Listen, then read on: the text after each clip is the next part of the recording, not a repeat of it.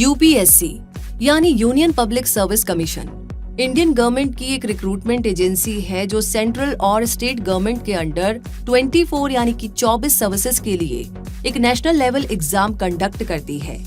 IAS, IPS, IFS और IRS ऐसी ही कुछ सर्विसेज है जिनके लिए यूपीएससी ये एग्जाम कंडक्ट करती है। ये यूपीएससी एग्जाम्स ऐसे मोस्ट चैलेंजिंग एग्जाम्स में से एक है जिन्हें क्रैक करने की चाहत बहुत से स्टूडेंट्स की होती है, लेकिन बहुत ही कम स्टूडेंट्स इसमें सिलेक्ट होकर आईपीएस और आईएएस बनने का अपना सपना पूरा कर पाते हैं। इसी कोशिश में कोचिंग्स में मोटी फीस भी जमा कराते हैं, लेकिन शायद वो ये भूल जाते हैं कि कोचिंग आपको सिर्फ रास्ता बताती है। उस रास्ते पर आप किस स्पीड से चलेंगे ये तो आप पर ही डिपेंड करता है। इसलिए ऐसा बिल्कुल मत सोचिए कि अगर आप कोचिंग नहीं कर रहे हैं तो आप कभी इस एग्जाम को क्रैक ही नहीं कर पाएंगे, बल्कि सही स्ट्रेटेजी को फॉलो करके आप कोचिंग से भी बेहतर परफॉर्मेंस दे सकते हैं। लेकिन ये होगा कैसे, सवाल ये है। यही बताने के लिए हमने ये वीडियो बनाया है, इसीलिए इसे पूरा जरूर देखें। तो चलिए शुरू करते हैं। यूपीएससी एग्जाम की तैयारी से पहले ये जान लेना बेहतर होगा कि इसे इतना टफ एग्जाम क्यों माना जाता है। तो आपको बता दें कि इसका लेंथी सिलेबस इसे टफ बनाता है, जिसे टाइम पर कवर करने के लिए प्रॉपर रिसोर्सेज भी नहीं मिल पाते हैं और ना ही एक्सपर्ट गाइडेंस। कैंडिडेट्स को सही स्टडी मटेरियल चूज करने में भी प्रॉब्लम आती है, क्योंकि सब कुछ तो नहीं पढ़ा जा सकता है और कितना पढ़ना है ये एक फ्रेश कैंडिडेट समझ नहीं पाता है।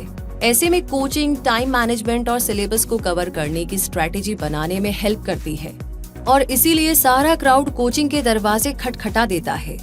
कोचिंग हेल्प जरूर करती है, लेकिन वो आपको पास नहीं कराती।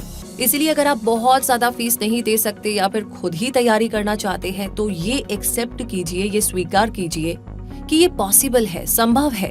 और कैसे, ये हम आगे जानते हैं। यूपीएससी सिविल सर्विस एग्जाम की तैयारी शुरू करने से पहले आपको ये क्लियर कर लेना चाहिए कि आप इस एग्जाम के लिए एलिजिबल तो है ना, क्योंकि कई स्टूडेंट्स बिना एलिजिबिलिटी क्राइटेरिया जाने तैयारी शुरू कर देते हैं और फिर वो एग्जाम नहीं दे पाते। इसीलिए ऐसी गलती करने से हमेशा बचे। हर एग्जाम में आप सेल्फ स्टडी कर सकते हैं, लेकिन जब बात यूपीएससी की हो तो मिशन ज्यादा बड़ा हो जाता है। इसीलिए इन स्टेप्स को फॉलो कीजिए। पहला स्टेप है कि सबसे पहले सिलेबस को स्टडी करिए। अगर आप कभी कोचिंग गए हो तो शायद आपको पता हो कि वहाँ भी सब्जेक्ट एक्सपर्ट्स आपसे यही कहते हैं कि फटाफट स्टडी स्टार्ट करने की बजाय पहले सिलेबस की स्टडी करो, उसे अच्छे से समझो और उसे अपनी स्टडी टेबल पर ही रखो, ताकि हर दिन उस पर एक बार नजर डाल सको।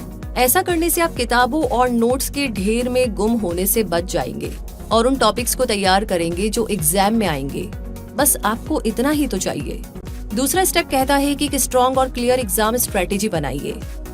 आप सिलेबस को समझ चुके हैं, अब आगे आपको प्री एग्जाम क्लियर करने पर फोकस करना है और आप इसके अकॉर्डिंग सारे सब्जेक्ट्स को शामिल करते हुए एक सिस्टमैटिक स्टडी प्लान और टाइम टेबल बना लेंगे। लेकिन आप ये भी ध्यान रखिएगा कि आप सिर्फ प्री की तैयारी ही नहीं करें, बल्कि मेंस के बारे में भी आपको जानकारी हो। मेंस का सिलेबस क्या है, किस तरह के क्वेश्चंस पूछे जाते हैं, कौन से स्टडी मटेरियल से प्री और मेंस दोनों कवर हो सकते हैं और इंटरव्यू का क्या पैटर्न होता है, ये सब आपको सोचकर चलना होगा। क्योंकि अक्सर कैंडिडेट्स ये सोचकर प्री की तैयारी में ही सारा फोकस झोंक देते हैं कि एक बार ये तो क्लियर हो जाए, आगे का आगे देखेंगे। और फिर होता क्या है, उनका प्री तो क्लियर हो जाता है, लेकिन मेंस की जीरो नॉलेज और जीरो तैयारी की वजह से वो मेंस में अच्छा परफॉर्म ही नहीं कर पाते। आप ऐसा नहीं चाहते हैं ना, तो पूरे एग्जाम पर अपनी पकड़ बनाइए। प्री एग्जाम जहां ऑब्जेक्टिव टाइप होगा, वहीं मेंस डिस्क्रिप्टिव होगा। ऐसे में शॉर्ट इन्फॉर्मेशन से बेहतर होगा कि हर टॉपिक की डिटेल्ड स्टडी की जाए, लेकिन जितना रिक्वायर्ड हो उतना ही। और आपके लिए ये मुश्किल नहीं होगा अगर आप सही टाइम पर तैयारी शुरू कर देंगे। इसलिए कोचिंग में 3 से 4 महीने देकर निश्चिंत मत हो जाइए, बल्कि सेल्फ स्टडी के 1 साल पर फोकस कीजिए। तीसरा स्टेप आता है कॉन्सेप्ट क्लियर करने पर जोर दीजिए।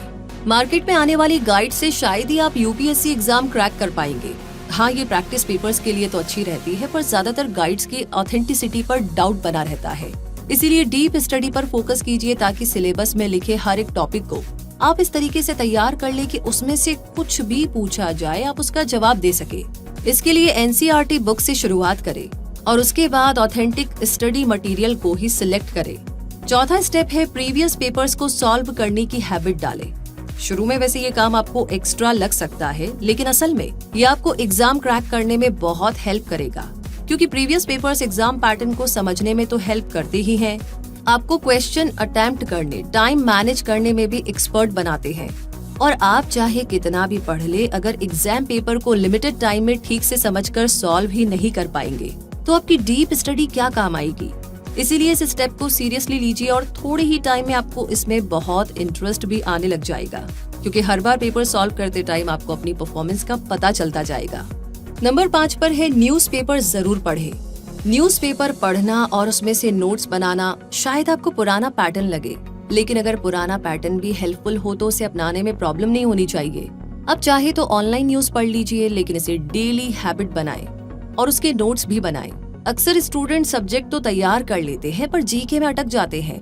आपके साथ ऐसा ना हो, इसके लिए सिलेबस के हर पार्ट को वैल्यू दीजिए और इस तरह एक बार रूटीन सेट कर लेने के बाद उसमें लगातार सुधार करते रहिए और रिवीजन के लिए सफिशिएंट टाइम भी रखें। इस दौरान आप ये भी याद रखिए कि किसी ब्रिलियंट कैंडिडेट को देखकर या उसके बारे में सुनकर इनसिक्योर होने से बचिए और हो सके तो उससे कुछ नया ही सीख लीजिए, क्योंकि ये टाइम आपके सेल्फ मोटिवेशन, ड्रीम्स और पैशन के लिए चैलेंजिंग टाइम है। इसलिए खुद को स्ट्रॉन्ग रखिए और हम तो ये भी कहेंगे कि अगर पहली बार में आप इस एग्जाम को क्रैक नहीं भी कर पाए तो बिल्कुल भी अपसेट ना हो और नेक्स्ट अटेम्प्ट की तैयारी में जुट जाइए, क्योंकि ये आपका सपना है और अपने सपने पूरे करना आपके अपने हाथ में ही है। हम उम्मीद करते हैं कि आप सही डायरेक्शन में जमकर तैयारी करेंगे और इसमें हम आपकी थोड़ी मदद कर पाए होंगे। तो अगर आपको यूपीएससी क्रैक करने के ये 5 स्टेप्स पसंद आए हैं तो इसे लाइक करने के साथ शेयर करना बिल्कुल ना भूलें और कमेंट बॉक्स में लिख करके बताइए कि आपकी तैयारी किस डायरेक्शन में चल रही है, कौन सा स्टेप आप फॉलो कर रहे हैं और जो नहीं किया है उसे करने की प्लानिंग कर रहे हैं। इसी के साथ रखिए अपना बहुत सारा ध्यान। बहुत जल्दी ही मिलेंगे ऐसी जानकारियों के साथ। तब तक के लिए रूबी आपसे कहेगी धन्यवाद।